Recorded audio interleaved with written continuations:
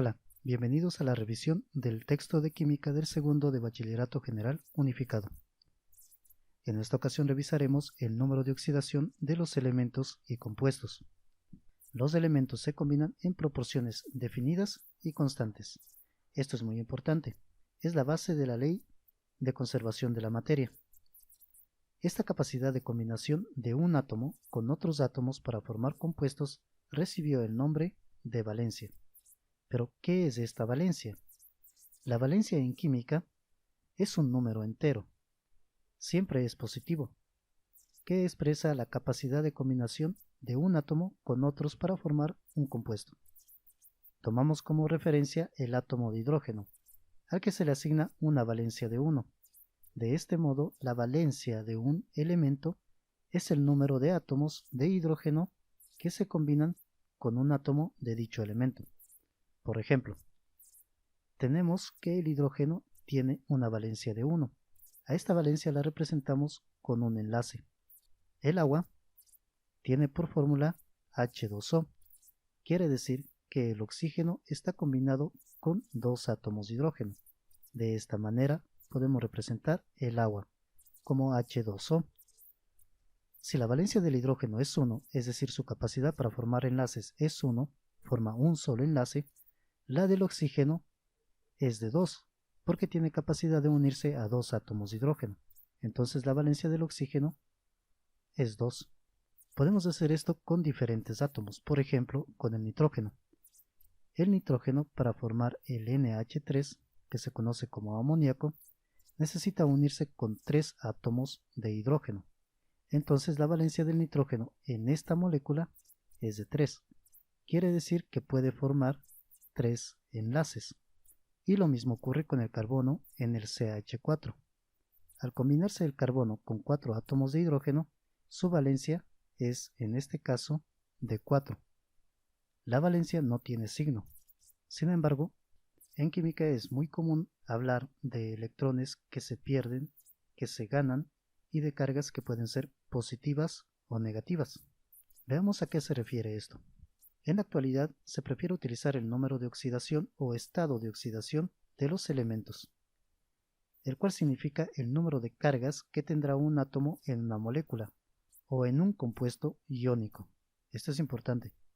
Molécula puede ser neutra o en un compuesto iónico que puede tener una carga, sea positiva o negativa.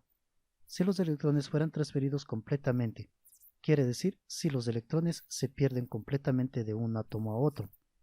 Entonces, aquí lo primordial es diferenciar entre el número de oxidación o estado de oxidación y la carga iónica. ¿Cómo diferenciamos entre estos dos conceptos? El número de oxidación generalmente es un número entero, antecedido de un signo positivo o negativo. Es decir, podemos tener un signo positivo y luego el número, o un signo negativo y luego el número. Por ejemplo, más 3 es un número de oxidación o estado de oxidación, más 2 es un número o estado de oxidación, menos 1 también es un número o estado de oxidación, el 0 también es un estado de oxidación, sin embargo, este no contiene signo. El menos 2 también es un número o estado de oxidación. En este caso concreto, el NaCl, cloruro de sodio, tiene como estados de oxidación o números de oxidación para el sodio de más 1 y para el cloro de menos 1. Ya vamos a revisar el porqué. El ácido sulfúrico, H2SO4, tiene como estados de oxidación para el hidrógeno de más 1, para el azufre de más 6 y para el oxígeno de menos 2. ¿Cómo interpretamos estos estados de oxidación? Lo interpretamos de la siguiente manera.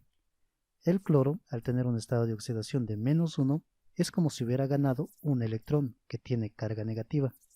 Recuerda que todos los electrones tienen cargas negativas. Por lo tanto, ganar un electrón significa ganar una carga negativa. ¿Y qué ocurre con el elemento que pierde esa carga negativa? Pues el elemento que pierde esa carga negativa, en este caso el sodio, queda cargado de forma positiva. Es decir, el sodio originalmente es neutro. Al perder un electrón, que es su carga negativa, se queda con un electrón menos. Entonces las cargas positivas dentro del átomo de sodio son mayores en 1 a las cargas negativas, que son los electrones. Por eso la carga del sodio es +1, o el número de oxidación. ¿Qué es la carga iónica? La carga iónica también es un número, pero este número puede ser también positivo o negativo. Sin embargo, a diferencia del número de oxidación, en el cual el signo positivo o negativo antecede al número, aquí el número antecede al signo. Esta carga la puede adquirir un átomo o también un grupo de átomos cuando pierden o ganan electrones. Es importante diferenciar entre el número de oxidación y carga iónica. ¿Cómo escribimos las cargas iónicas? Las cargas iónicas, en este caso, el sodio, cuando está solo como ion, tendrá una carga positiva. En este caso sería 1+, de esta manera. Pero como se sobreentiende que el 1 está presente aquí, entonces simplemente se le pone la carga positiva.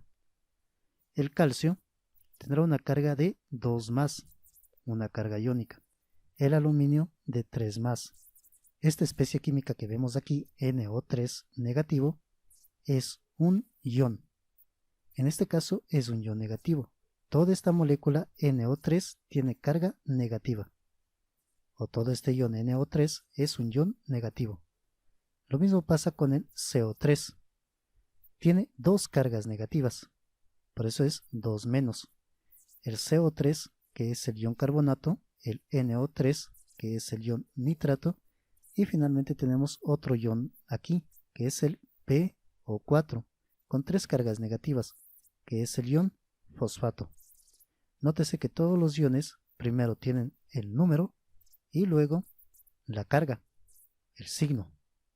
Y el número de oxidación primero va el signo positivo o negativo y luego el número de electrones que han sido compartidos, cedidos. ¿Y cómo sabemos cuál es el número de oxidación de un elemento? El número de oxidación de los elementos los tenemos aquí distribuidos en la tabla periódica. Por ejemplo, para el hidrógeno es de +1 y también puede tener un estado de oxidación de -1 cuando forma compuestos especiales como los hidruros. El litio, el sodio, el potasio y el rubidio todos tienen un estado de oxidación de +1.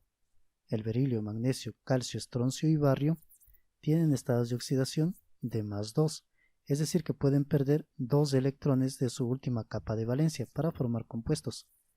El litio puede perder un electrón.